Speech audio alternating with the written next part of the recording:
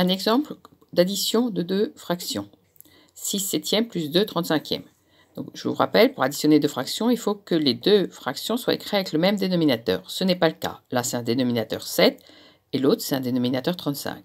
Donc, je vais chercher dans la table de 7 et dans la table de 35 quel est le nombre que je trouve dans les deux tables. Alors, je reconnais que 35, c'est 7 fois 5. Donc, 35 est dans la table de 7 et 35, c'est 35 fois 1. Donc, je vais pouvoir multiplier le dénominateur par 5 pour obtenir 35.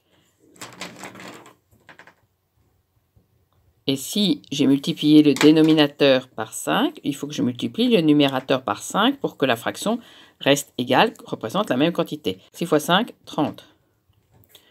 Plus le 35, je l'ai multiplié par 1 pour obtenir 35. Et là, je vais bien avoir deux fractions avec le même dénominateur. Si j'ai multiplié le dénominateur par 1, c'est-à-dire ça ne change pas le dénominateur, c'est pareil pour le numérateur. Je vais obtenir 2.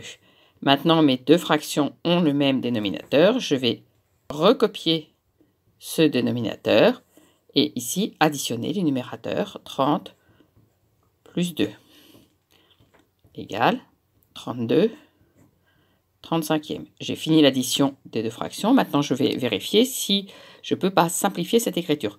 32 et 35, est-ce qu'ils sont dans la même table? 35, c'est dans la table de 1, mais ça ne simplifie pas une fraction.